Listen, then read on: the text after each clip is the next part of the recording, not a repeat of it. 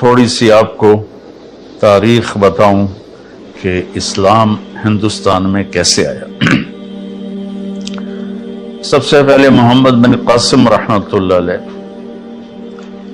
انہوں نے 92 ہجری میں سندھ پر حملہ کیا جب راجہ داہر کے ڈاکوؤں نے مسلمانوں کا ایک قافلہ لوٹ لیا، بحری جہاز۔ تو اس کے بدلے میں مسلمانوں کی طرف سے لشکر کشی ہوئی اور محمد بن قاسم رحمۃ اللہ علیہ ملتان تک پہنچے۔ ان کے پاس 12,000 کا لشکر تھا، لیکن جب وہ ملتان پہنچے وہ لشکر 1 لاکھ ہو چکا تھا کہ مقامی لوگ فوج کے اخلاق اور محمد بن قاسم کی سیرت سے اتنے متاثر ہوئے کہ وہ جوک در جوک مسلمان ہوتے چلے گئے، اور ملتان جب پہنچے تو وہ 1 لاکھ میں تبدیل ہو چکے تھے۔ تو سب سے پہلے سرزمین ہند میں اسلام کی حکومت قائم ہوئی۔ ادھر ہندوستان کے ساحلی علاقوں پر تاجروں کی وجہ سے اسلام پھیل چکا تھا، لیکن باقاعدہ جو حکومت قائم ہوئی وہ سندھ میں ہوئی۔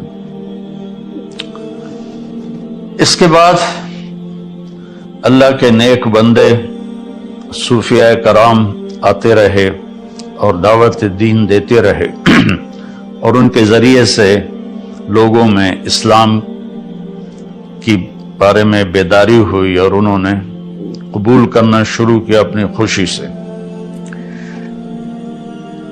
اوپر جو ہندوستان ہے جس کو اتر پردیش کہتے ہیں، وہاں جو اسلام کی حکومت قائم ہوئی وہ شہاب الدین غوری رحمۃ اللہ علیہ نے حکومت کو قائم کیا۔ اس سے پہلے محمود غزنوی نے 17 حملے کیے، لیکن انہوں نے کوئی حکومت قائم نہیں کی، بلکہ بس فتح کر کے واپس چلے جاتے تھے۔ البتہ بھیرا تک، ملتان تک انہوں نے اپنی حکومت کو وسیع کیا، کہ اس وقت ملتان میں ایک کافر طبقہ تھا جو کہتا ہم مسلمان ہیں، قرامطہ، لیکن وہ بہت ہی گندے سفاک لوگ تھے، تو ان کو محمود غزنوی نے صاف کیا۔ پھر 1191 صدی میں ہندوستان کا سب سے بڑا حکمران پرتھوی راج تھا۔ ہندوستان میں راجے مہاراجے بہت سارے تھے، صرف 2 کی حکومت قائم ہوئی پورے ہندوستان پر، ایک جلال الدین اکبر اور ایک اورنگزیب عالمگیر۔ تو 1190 میں شہاب الدین غوری اور پرتھوی راج کی لڑائی ہوئی تراوڑی کے میدان میں، جس میں شہاب الدین غوری کو شکست ہوئی اور وہ زخمی ہو کر گر رہا تھا۔ پیچھے سے ایک ترک سپاہی نے اپنے گھوڑے سے چھلانگ لگائی اور ان کو یوں پکڑا اور گھوڑا لے کر وہ لشکر کو چیرتا ہوا نکل گیا، جان بچ گئی۔ اس کے بعد وہ سارا سال بستر پہ نہیں سویا، اور جو بھاگے تھے ان کو بڑی سزائیں دی اس نے۔ پھر 1191 میں وہ اپنا لشکر لے کر دوبارہ نکلا اور اسی میدان میں ٹھہرا جہاں پہلی جنگ ہوئی تھی۔ تو پرتھوی راج اس دوران تیاری کے بغیر مطمئن رہا کہ میں نے شکست دے دی ہے، میرا کوئی کیا بگاڑ سکتا ہے، تو وہ اس میں تھوڑی سستی آ گئی۔ جب لشکر آمنے سامنے ہوئے تو پرتھوی راج نے کہا تم چلے جاؤ ورنہ تمہارا یہی حال کروں گا جو پہلے کیا تھا۔ شہاب الدین غوری نے اپنا لشکر ہٹا لیا اتنی دور تک کہ وہ نظر آنا بند ہو گیا، اور پھر صبح سے پہلے اس نے اپنے لشکر کو حملے کا حکم دیا۔ اس وقت پرتھوی راج کا لشکر اپنی پوجا پاٹ میں تھا، تو انہوں نے حملہ کیا، تو اس میں پرتھوی راج قتل ہوا اور ان کو شکست ہوئی۔ اس کی عمر 42 سال تھی۔ تو پھر شہاب الدین غوری رحمہ اللہ تعالی اجمیر گئے، پھر دہلی گئے، وہاں اپنی پوری ایک ٹیم بنائی، اور قطب الدین ایبک ان کا غلام تھا۔ شہاب الدین غوری کی اولاد نہیں تھی، تو انہوں نے قطب الدین ایبک کو اپنا غلام بنایا ہوا تھا، تو انہوں نے اپنا پایا تخت لاہور بنایا، اور دہلی میں التمش تھا ان کا غلام، اس کو بٹھایا، اور ملتان میں ناصر الدین قباشہ تھا، اس کو بٹھایا۔ شہاب الدین غوری واپس افغانستان جا رہے تھے، راستے میں چکوال کے قریب رات میں وہاں کے مقامی لوگ گکھڑ تھے، انہوں نے حملہ کیا اور اس میں شہاب الدین غوری شہید ہو گئے۔ تو قطب الدین بھی کوئی زیادہ حکومت نہیں کر سکے، 4 سال حکومت کی اور ان کا انتقال ہو گیا۔ میں جب لاہور پڑھتا تھا سینٹرل ماڈل سکول، تو انارگلی کے پیچھے ایک گلی تھی، وہاں سے گزرتے تو ایک قبر جس میں محلے والے کوڑا پھینکتے تھے وہ قبر ہوتی تھی۔ ایک دفعہ غور سے پڑھا تو وہ قطب الدین ایبک کی قبر تھی۔ پھر ضیاء الحق مرحوم نے اسے وسیع کیا اور مکان خرید کے ڈھا کے بڑا اچھا خوبصورت ان کا مقبرہ بنایا۔ اس کو خاندان غلامہ کہتے ہیں۔ پہلا خاندان جس نے حکومت کی وہ خاندان غلامہ ہے، کہ اصل غلام تھے سارے اور حکومت میں آ گئے تو خاندان غلامہ کہتے ہیں۔ التمش اتنا نیک آدمی تھا، جب خواجہ قطب الدین بختیار کاکی کا انتقال ہوا تو انہوں نے وصیت کی میرا جنازہ وہ پڑھائے جس کی تہجد فوت نہ ہوئی ہو اور جس کی عصر کی سنتیں فوت نہ ہوئی ہوں، میرا جنازہ وہ پڑھائے۔ تو سناٹا چھا گیا، میت سامنے اور کوئی نکلتا ہی نہیں، چونکہ عصر کی سنتیں تو غیر موقدہ ہیں، کوئی پڑھے نہ پڑھے۔ تو جب کوئی بھی نہیں نکلا تو پھر ایک آدمی منہ لپیٹے ہوئے روتا ہوا باہر نکلا کہ میرے پیر نے میرا راز فاش کر دیا۔ وہ سلطان التمش تھا جس نے جنازہ پڑھایا کہ میری نہ کبھی عصر کی سنتیں قضا ہوئی ہیں نہ تہجد قضا ہوئی ہے۔ ان کے پاس ایک دفعہ غلاموں کی ایک جماعت لائی گئی، تو انہوں نے 19 غلام سلیکٹ کیے اور 20واں چھوڑ دیا۔ اس کا قد بھی چھوٹا تھا اور شکل بھی اچھی نہیں تھی، باقی 19 اس نے خرید لی۔ تو وہ غلام جس کو انہوں نے رد کیا، اس نے کہا بادشاہ سلامت آپ نے یہ غلام کس لیے خریدے ہیں؟ کہنے لگے اپنے لیے۔ کہ مجھے اللہ کے لیے خرید لو۔ تو اس کو یہ جواب بڑا پسند آیا اور اس نے اس کو بھی خرید لیا۔ اس کا نام تھا غیاث الدین۔ تو جب یہ التمش کی سلطنت عرصہ چلی، اس میں اس کی ناصر الدین بہت نیک آدمی تھا، اور اس کی بیٹی رضیہ سلطانہ التونیہ سے شادی کر کے حکومت کی کوشش کی، لیکن قائم نہ ہو سکی۔ ترک سردار عورت کی حکمرانی پر سیخ پا ہو گئے، پھر وہ لڑائی میں بھاگ گئی، پھر قتل ہو گئی۔ تو اس کے بعد غیاث الدین بلبن حکمران بنا۔ غیاث الدین بلبن اس وقت دیپال پور میں گورنر تھا، تو وہاں جب شور شرابہ ہوا، سلطنت کمزور ہوئی، تو وہ یہاں سے گیا اور اس نے دہلی کے تخت پہ قبضہ کیا اور اس نے 20 سال حکومت کی۔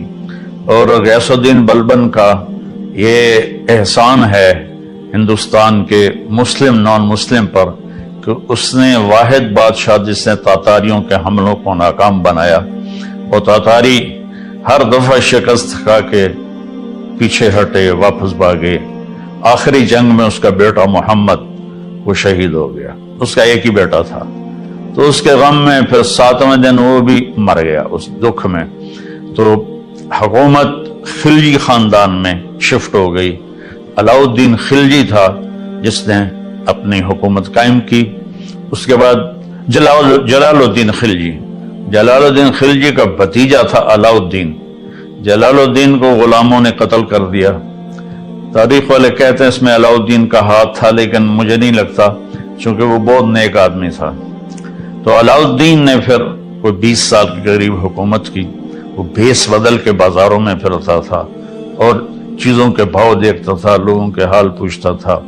تو خلجی خاندان جب ختم ہوا تو اس کے بعد آیا تغلق خاندان۔ تغلق میں محمد تغلق واحد بادشاہ ہے۔ وہ تھا صرف پھرا، چھوٹی چھوٹی بات پہ قتل کرا دیتا، لیکن وہ واحد بادشاہ ہے جس نے علماء کو کہا خانقاہوں سے نکلو، مسجدوں سے نکلو اور جا کر اسلام کی تبلیغ کرو، تم بیٹھ کے کھاتے رہتے ہو۔ تو اس نے دعوت اسلام شروع کروائی محمد تغلق نے. تو تغلق کے دور میں 1398 میں وہ بدماش تیمور آیا جو ادھر سے کلات کے راستے سے آیا، ملتان کو تباہ کیا. یہ میرا چھوٹا سا قصبہ تو لمبا ہے، اس کی اینٹ سے اینٹ بجا دی. پھر وہاں سے وہ بٹھنڈا کی طرف نکلا، اسے تباہ کیا. بٹھنڈا سے دہلی پہنچا، اسے تباہ و برباد کر دیا. وہ اس کی عادت تھی، وہ پہلے دن جب لشکر گھیرا ڈالتا تھا نا شہر کا تو سفید جھنڈا لہراتا تھا. اس کا مطلب تھا کہ ہم سے صلح کر لو، ہم سے لو، تمہارا مال لوٹیں گے، تمہیں کچھ نہیں کہیں گے. اگر وہ اس پہ نہیں آتے تو دوسرے دن وہ سرخ جھنڈا لہراتا تھا کہ میں صرف فوجیوں کو قتل کروں گا، عوام کو کچھ نہیں کہوں گا، تم ہتھیار ڈال دو. تیسرے دن وہ کالا جھنڈا لہراتا تھا کہ اب میں نہ کوئی بچہ چھوڑوں گا، نہ کوئی بچی، نہ عورت، نہ مرد. تو اس نے دہلی پہ حملہ کیا، آگ لگا دیتا تھا شہروں کو اور زندہ لوگوں کو دفن کروا دیتا تھا اور اپنے دشمنوں کو زندہ کڑا کے تیل میں ڈال کے اپنے سامنے جلا دیتا تھا اور لوگوں کی کھال اتروا دیتا تھا. تو 1398 میں وہ اصل میں اس نے چین پہ حملے کا ارادہ کیا. تو اس نے کہا پیسہ کہاں سے ملے گا؟ تو اس کے مشیروں نے کہا کہ ہندوستان بہت مالدار ہے، یہاں لوٹ مار کرنے آیا تھا. تو اس کے بعد 1,00,000 قیدی بنا کے واپس گیا اور سادات کو حکومت دے گا، سادات خاندان کی حکومت. میں مختصر بتا رہا ہوں تاکہ آپ کے سامنے ایک تصویر آ جائے. تو واپس جا رہا تھا تو اس کو سفر میں دشواری پیش آئی کہ 1,00,000 آدمیوں کو لے کے چلا ہونا کہ سب کے سر اڑا دو تاکہ ہم آسانی سے سفر کر سکیں. سب کے سر اڑا دی.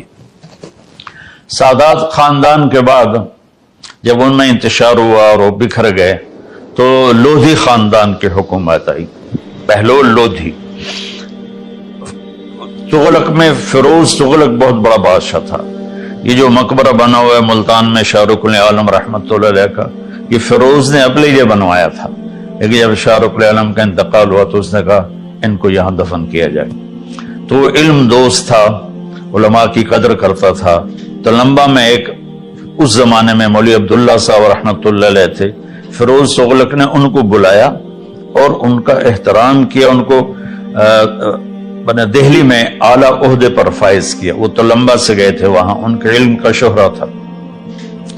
تو تغلقوں کو ختم کر کے تیمور نے سادات کو حکومت دے دی. وہ چلانے میں ناکام رہے تو بہلول لودھی پٹھان خاندان سے تھا، اس نے چڑھائی کی اور قبضہ کیا اور پٹھان خاندان کی حکومت قائم ہو گئی. تو اس کا آخری بادشاہ تھا ابراہیم لودھی. وہ بڑا شکی مزاج، چھوٹی چھوٹی بات پہ قتل کروا دیتا تھا اور لالچی تھا، خزانہ جمع کر کے رکھتا تھا. تو لاہور کا جو اس کا صوبے دار تھا، یہ گورنر تھا، اس نے بابر کو دعوت دی کہ تم آؤ اور آ کر دہلی پر حملہ کرو، ہم تمہاری مدد کریں گے. تو 1526 میں پھر بابر آیا اور اس نے پانی پت کے میدان میں پہلی لڑائی ہوئی.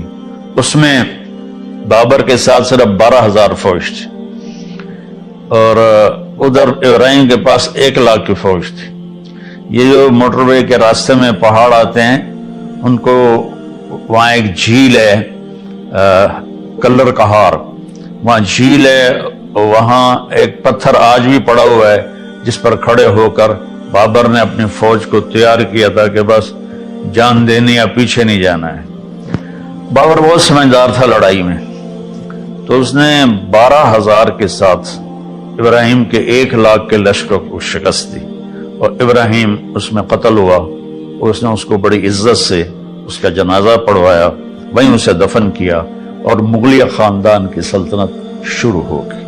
مغلیہ خاندان واحد خاندان ہے جس نے ہندوستان پر 1526 سے لے کر اور 1857 تک حکومت کی، کوئی 325 سال.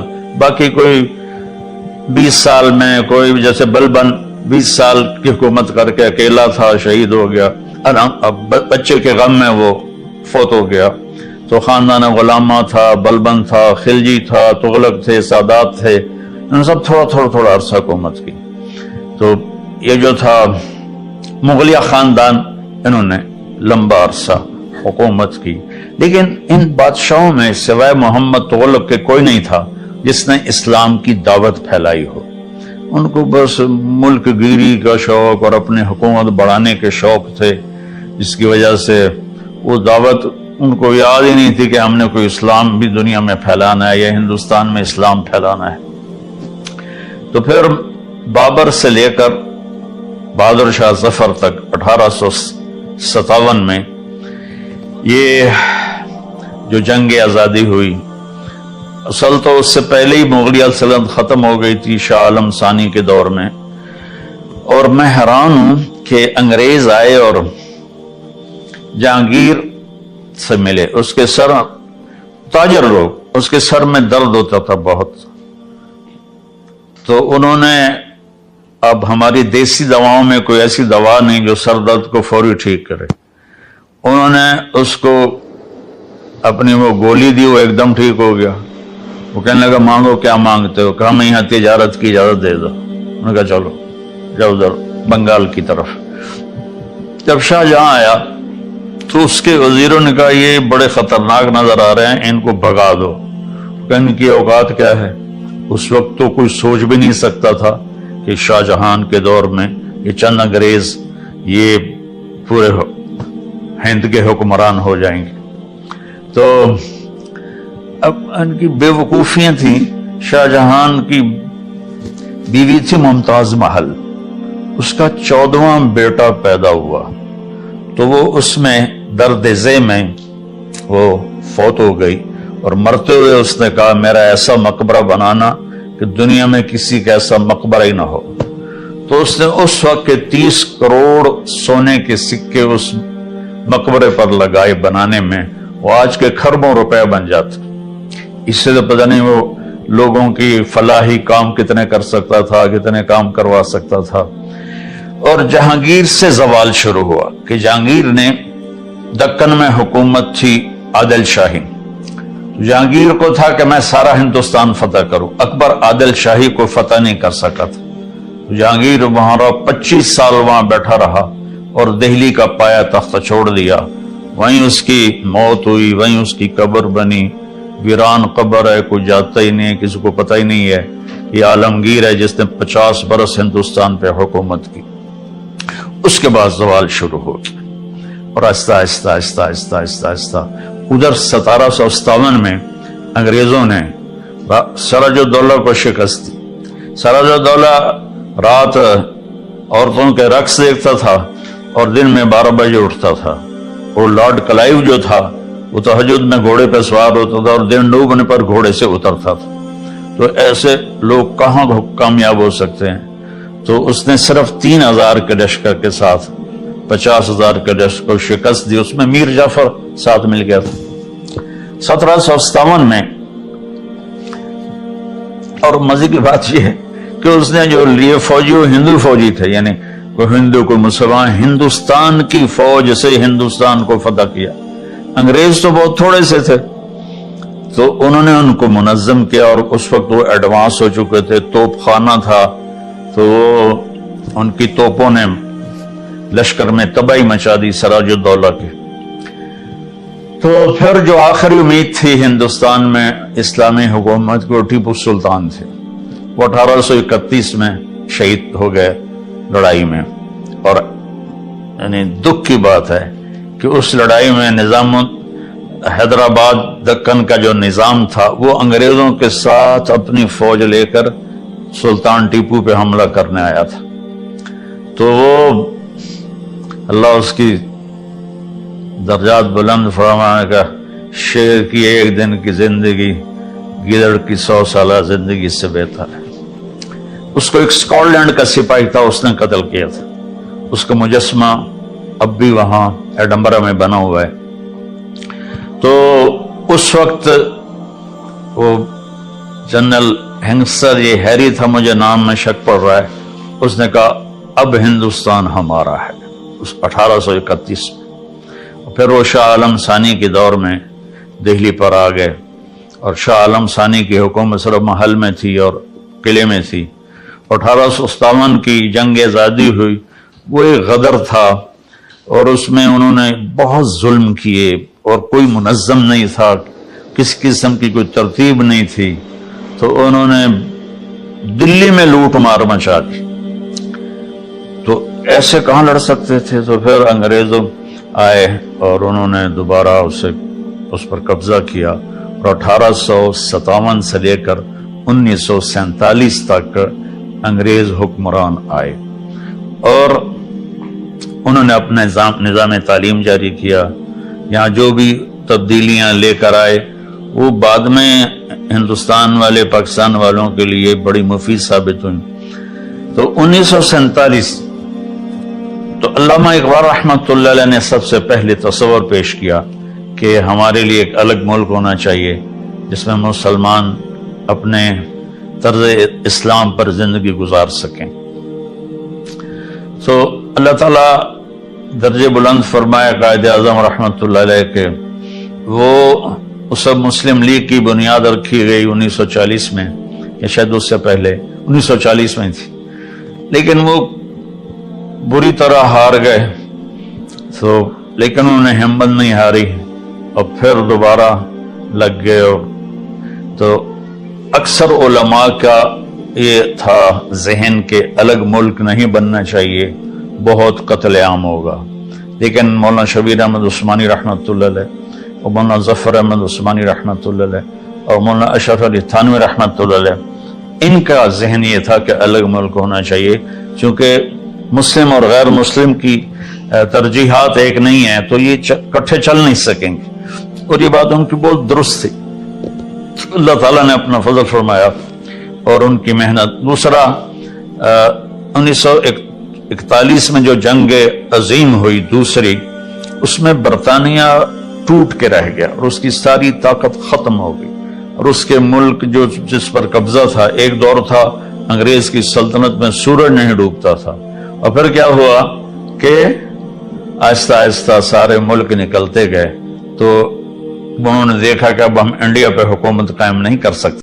جب کبھی امت تھی تو راجہ داہر کے ڈاکوؤں نے ہمارا قافلہ لوٹا، ایک لڑکی نے کہا یا للحجاج، حجاج ظالم، کوئی ہماری تاریخ کا اچھا انسان نہیں، ہماری تاریخ کا کوئی قابل ذکر انسان نہیں، ظالم، یا للحجاج، اے حجاج تو کہاں ہے؟ بصرے کا، عراق کا گورنر تھا، چند لوگ جان بچا کے بھاگ نکلے تھے، وہ پہنچے تو انہوں نے حجاج سے کہا کہ ایک لڑکی نے یوں پکارا تھا،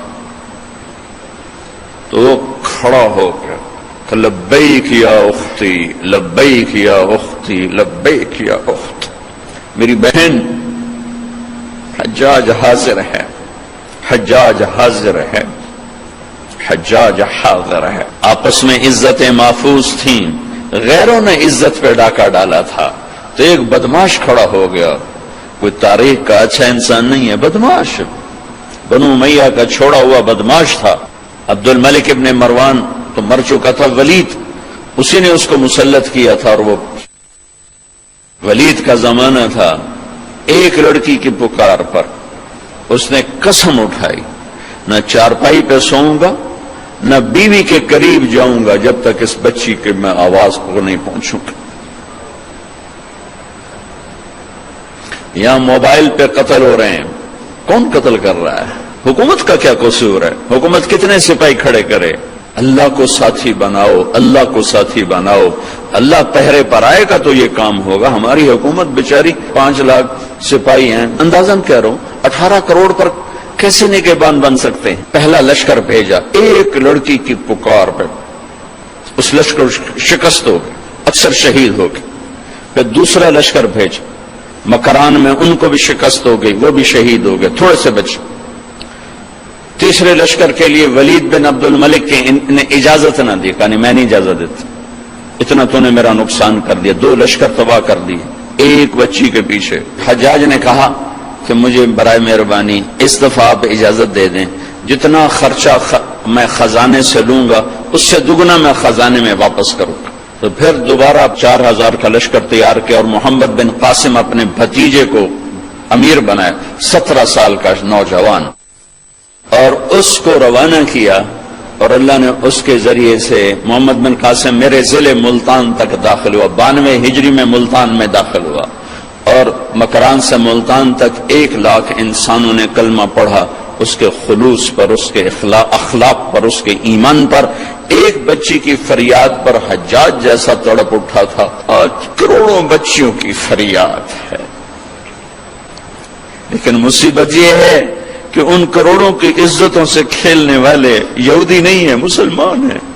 تم اللہ کے قانون سے ٹکراتے ہو، پھر کہتے ہو اللہ ہماری مدد نہیں کرتا، اللہ کدھر؟ اللہ تو ہے، نحن اقرب الیہ من حبل الورید، ہم تیری شارخ سے زیادہ قریب ہیں، پر تو جاری تو لگا۔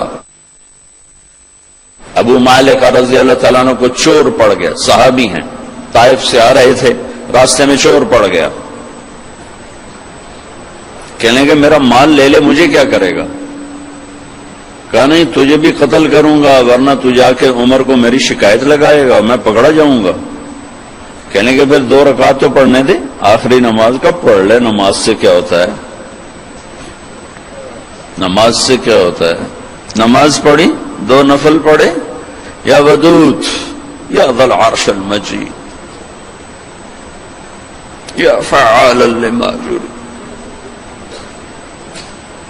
ہائے ہائے ہائے، اللہ کو جو پکارا اور اس نے تلوار اٹھائی کہ یا ارحم الراحمین، یا ایک دفعہ یا ارحم الراحمین، تو ایک دم آواز آئی لا تقتلہ، اسے مت قتل کرو۔ اس نے ادھر دیکھا ادھر دیکھا، کوئی ہے؟ کوئی بھی نہیں۔ تو اس نے پھر تلوار اٹھائی، انہوں نے کہا یا ارحم الراحمین۔ پھر ایک آواز آئی لا تقتل، مت مرو۔ پھر اس نے ادھر دیکھا ادھر دیکھا، کوئی نظر نہیں آیا۔ پھر انہوں نے تلوار اٹھائی کہ یا ارحم الراحمین۔ تو ایک دم ایک سوار ظاہر ہوا گھوڑے پر، اس کے ہاتھ میں نیزہ تھا، تو اس نے آتے ہی سیدھا اس کے سینے کے پار کیا، وہ چور گرا اور اس کے جسم کو آگ لگی، راکھ بن گئی۔ ابو مالک رضی اللہ تعالیٰ عنہ فرمانے لگے میرے بھائی کون ہو؟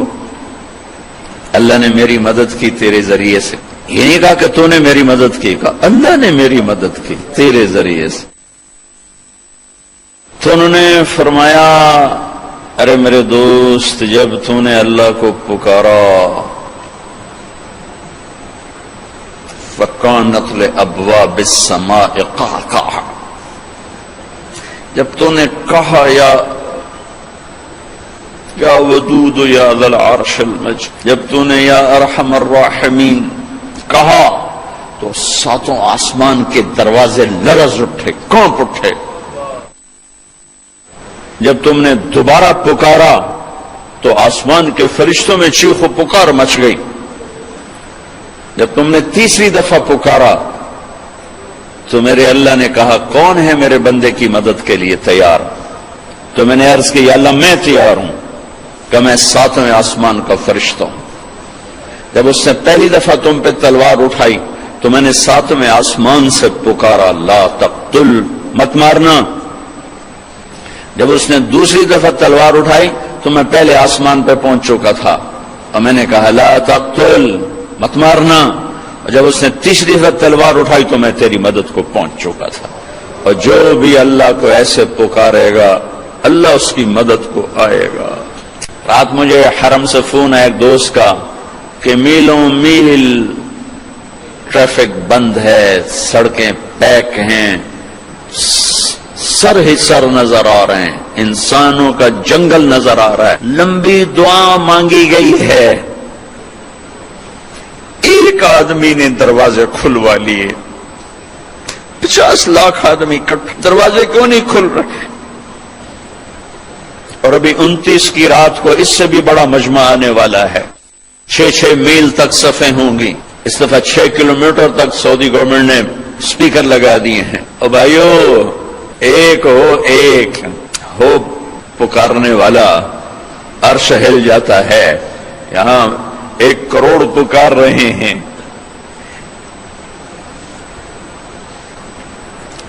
دل کے پھپھولے جل اٹھے سینے کے داغ سے، اس گھر کو آگ لگ گئی گھر کے چراغ سے.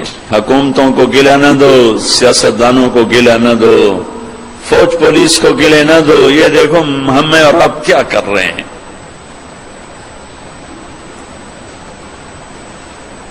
90% پاکستانی نماز نہیں پڑھتے، پاکستانی جھوٹ بولتے ہیں، دھوکہ دیتے ہیں، فراڈ کرتے. پاکستان اللہ بخشش فرمائے چودھری رحمت علی کی، کیا خوبصورت نام رکھا تھا، پاک زمین. نام ہو پاک زمین اور سود کے بازار گرم ہوں، اور فیصل آباد کے 8 بازاروں میں کھوٹ، ملاوٹ، جوا، سٹا، دھوکہ، فریب، فراڈ ہو. مسجدیں فرقہ واریت کی آگ بڑکا رہی ہوں، گھروں میں مائیں ذلیل ہو رہی ہوں. بھائیو، جاتا رمضان ہے، میں گزارش کرتا ہوں اللہ سے صلح کرو. یہی ہمارے مسائل کا حل ہے. یہاں تم یہ تو بیچارے ہمارے جیسے عام انسان ہیں. شیخ عبد القادر جیلانی تاجدار اولیاء وزیر اعظم ہوں، جنید بغدادی سید الاولیاء وہ وزیر اعلیٰ ہوں، حسن بصری صدر پاکستان ہوں، اور فیصل آباد کے بازاروں میں جھوٹ بھی ہو، سٹا بھی ہو، چوری بھی ہو، جوا بھی ہو، اور رات کو شراب کی محفلیں بھی ہوں، زنا بھی ہوں، گھنگرو بھی ہو. اللہ کی قسم اتنی بڑی ہستیاں بھی میرے دیش کی تقدیر نہیں بدل سکتی. حضرت ام عائشہ نے پوچھا یا رسول اللہ انہلک وفینا الصالحون، کیا نیک لوگوں کے ہوتے بھی ہم ہلاک ہو جائیں گے؟ قال اذا کثر الخبث، عائشہ جب گناہ زیادہ ہوں گے نیکوں کے بھی نہیں سنی جائے گی. تو میرے بھائیو، یہ مبارک مہینہ جا رہا ہے اور رات 27ویں کی آ رہی ہے. اس وقت بھی توبہ کرو اور اللہ سے رجوع کرو. میں نے بات شروع کی تھی، نماز سے بات شروع کی تھی، پھر دائیں بائیں میں چلا گیا. میں یہ عرض کر رہا تھا ایک نماز نہ چھوڑو، جیسے شروع کی ہے اسے شروع رکھو. ایک اپنے گھروں سے لڑائی جھگڑے نکال دو، نفرت کے بول نکال دو، آپس کی نفرتیں نکال دو، اپنے بازاروں سے جھوٹ نکال دو، سود نکال دو، ترازو کے ناپ تول کی کمی نکال دو، ملاوٹ کھوٹ نکال دو. حکومتیں سود نہیں ختم کریں گی، تم سود ختم کرو گے. تم کو ہم سود پہ کام نہیں کریں گے. قتیبہ بن بکار رحمت اللہ علیہ ایک بزرگ تھے مصر میں، ملک کافور ایک شیعی بادشاہ تھا، ان کے درس میں آ کے بیٹھا کرتا تھا، ان کا واز سنتا تھا. 18 سال ان کی محفل میں حاضر رہا اور ہر سال 1000 دینار ان کو گفٹ کیا کرتا تھا. 1000 دینار 2 کروڑ روپیہ بنتا ہے. 18 سال ان کو دیتا رہا. 19ویں سال ایک غلط فتوے پہ دستخط لینا چاہے. ان کی حیثیت بہت بڑی تھی قتیبہ بن بکار رحمت اللہ علیہ. ان کا فتویٰ چلتا تھا، مصر ان کے حکم کو سامنے رکھ کے چلتا تھا. عوام، آج کی عوام تو علماء سے جڑی ہوئی نہیں. عوام کا بھی قصور ہے، علماء کے بھی قصور ہے. انہوں نے منصب کو نہیں پہچانا، انہوں نے علم کو نہیں پہچانا. انہوں نے کہا حضرت یہ ایک فتویٰ ہے، اس پہ آپ دستخط فرماتے.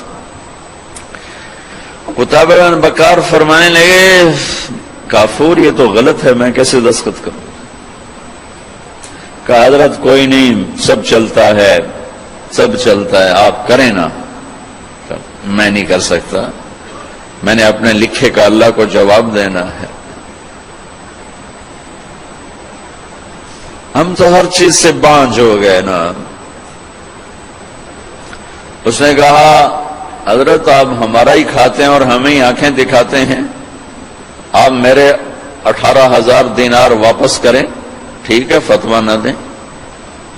اس کو خیال تھا غریب آدمی، بھوکا آدمی، کہاں ہوں گے اس کے پاس 18,000 دینار جو بھی مجھے واپس کرے گا. 36 کروڑ روپے تو آج بڑے سے بڑا تاجر ایک دم واپس نہیں کر سکتا. تو کہا میرے پیسے یہاں رکھو یا یہاں دستخط کرو. گھر تشریف لے گئے. 18 تھیلیاں مہر لگی ہوئی، مہر بھی نہیں کھلی. مہر کھول کے وکھنت سی ہے کی سر با مہر، اسی طرح مہر لگی ہوئی 18 کی 18 تھیلیاں لا کر اس کے منہ پہ مار کے کہا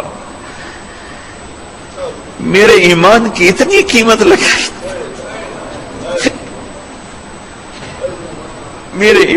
کوئی میرے علماء کو یہ بات سناتا کہ جو چند کوڑیوں پہ اپنا علم بھی بیچ رہے ہیں، ممبر بھی بیچ رہے ہیں.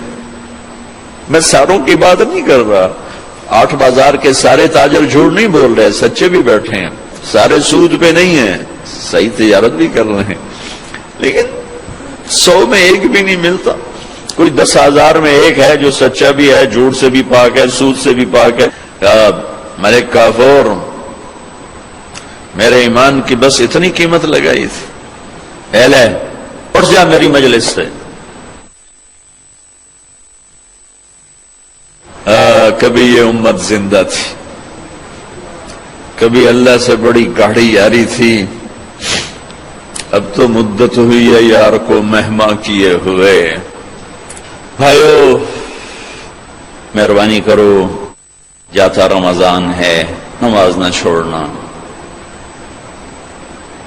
جھوٹ چھوڑ دو، نماز نہ چھوڑو، خیانت چھوڑ دو، نماز نہ چھوڑو، ظلم چھوڑ دو، نماز نہ چھوڑو، دھوکہ چھوڑ دو، نماز نہ چھوڑو. چپڑاسی سے لے کر 22ویں گریڈ تک خیانت ہی خیانت ہے، ظلم ہی ظلم ہے. ریڑھی والے سے لے کر بڑے بڑے گروپس تک ظلم ہی ظلم ہے، خیانت ہی خیانت ہے. اور یہ جاتے رمضان کی طاق 2 راتیں، ایک آج کی رات ہے اور ایک پرسوں کی رات ہے. شب قدر اللہ ہی جانے گزر گئی ہے، ان 2 راتوں میں کوئی ایک ہے. بہرحال اگر وہ گزر بھی گئی ہے تو طاق راتوں کی برکت یقیناً باقی راتوں سے زیادہ ہے. تو اپنے اللہ سے مانگو بھی صحیح، روت ہو وہ بھی صحیح، اور ہمت اور ارادے بھی کرو. کسی پر زیادتی کی ہے معافی مانگو، کسی کا حق دبایا ہے واپس کرو، کسی پہ ظلم کیا ہے مرنے سے پہلے معافی مانگو. اپنی کمائیوں سے جھوٹ، سود، سٹا، جوا، ان سے اپنے آپ کو بچاؤ بچاؤ بچاؤ بچاؤ. رزق حلال ہمیشہ برکتیں لاتا ہے اور رزق حرام ہمیشہ تباہی اور ہلاکت لاتا ہے. پاکستان میں ہزاروں عیب ہیں، لیکن یہ جو تبلیغ کا کام یہاں ہو رہا ہے، اللہ کی قسم یہ عجب شے ہے، یہ عجب شے ہے. میں آپ سب کی محنت کرتا ہوں کہ تبلیغ میں ضرور وقت دیں، آپ کو بہت فائدہ ہوگا. زمانے کے بعد ایک کام ملا ہے جو فرقہ واریت سے پاک ہے.